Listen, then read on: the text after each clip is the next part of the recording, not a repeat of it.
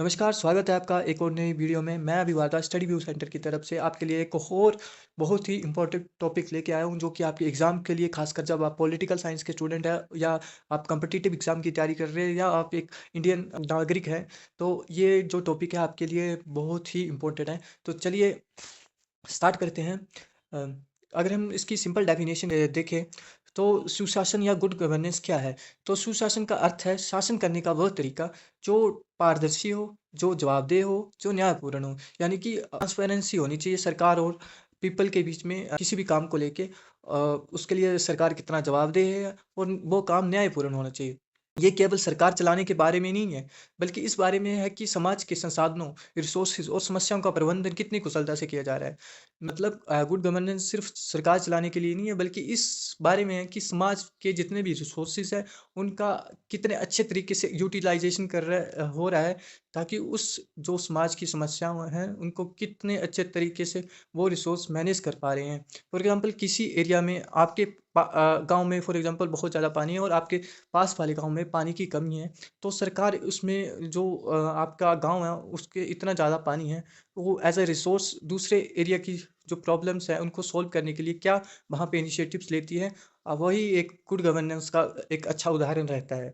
अगर हम डेफिनेशन की बात करें तो एकेडमिक डेफिनेशन जो कि यूएनडीपी और वर्ल्ड बैंक के अनुसार है, सुशासन वह प्रक्रिया है जिसमें एक देश के आर्थिक और सामाजिक संसाधनों का प्रबंधन विकास के लिए किया जाता है।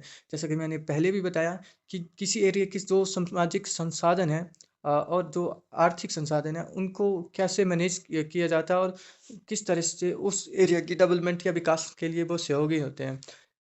इसमें संस्थाएँ, इंस्टीट्यूशन कितनी प्रभावी हैं और वे नागरिकों के अधिकारों के प्रति कितनी संवेदनशील हैं, ये मुख्य है। संस्थाएँ या इंस्टीट्यूशन जैसे वाटर डिपार्टमेंट, जल विभाग, आपका पीडब्ल्यू विभाग किस तरह से अपने नागरिकों के अधिकारों के प्रति संवेदनशील हैं, ये मुख्य है। अगर हम इसकी प्रिंसिपल्स की बात करें, तो यूनाइटेड नेशन ने बेसिकली 8 प्रिंसिपल की बात की है, जिसमें फर्स्ट है पार्टिसिपेशन या भागीदारी। समाज के हर वर्ग, पुरुष, महिला, युवा की बात सुनी जानी चाहिए। इसके अलावा रूल ऑफ लॉ की बात की गई है, कानून के लिए सब बराबर है और कानून से ऊपर कोई भी नहीं है। ये एक बहुत ही इम्पोर्टेंट प्रिंसिपल है, जो कि किसी भी गुड गवर्नेंस में होता है, ताकि कोई भी व्यक्ति आपका शोषण ना कर सके। कानून में सब बराबर है और कानून से ऊपर कोई नहीं है। और ट्रांसपेरेंसी थर्ड जो है इसका प्रिंसिपल, कि सरकार के निर्णय और काम करने का तरीका जनता के सामने साफ हो।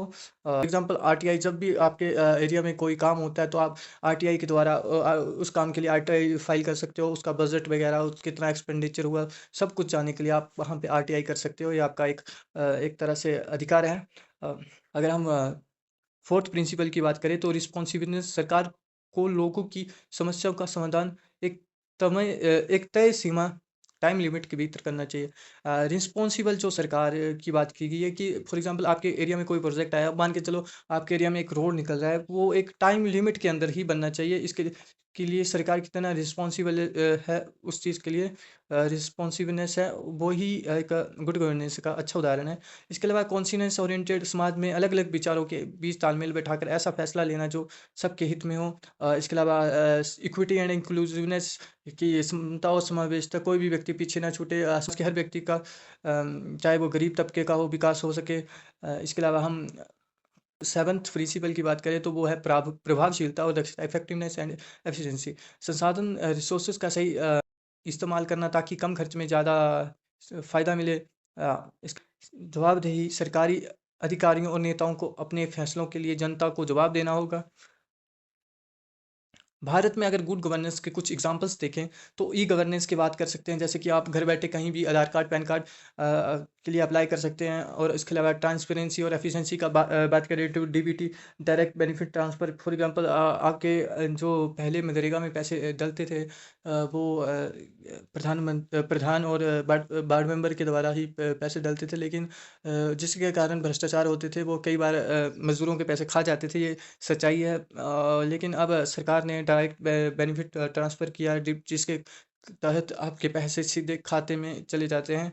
और अगर गुड गवर्नेंस डे की बात करें, जो कि आपका अटल बिहारी वाजपेयी के जन्मदिन के शुभ अवसर पर भारत में 25 दिसंबर को हर साल बनाया जाता है। इसके अलावा आरटीआई एक्ट 2005 जो ट्रांसपेरेंसी के लिए बहुत ही अच्छा है। इसके बारे में एक बहुत अच्छा टॉपिक है, हम सेपरेट में वीडियो बनाएंगे।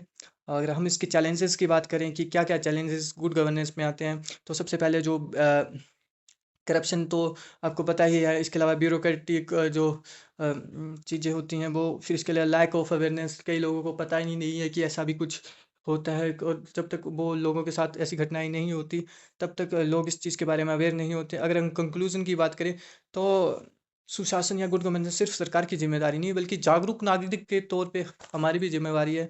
और आपको क्या लगता है कि हमारे सिस्टम में सुधार के लिए सबसे पहले क्या बदलना चाहिए? और अगर आप इसी तरह के ज्योग्राफी और पॉलिटिकल साइंस के स्टूडेंट हैं, तो ऐसे ही टॉपिक जानने के लिए चैनल को सब्सक्राइब करें। धन्यवाद।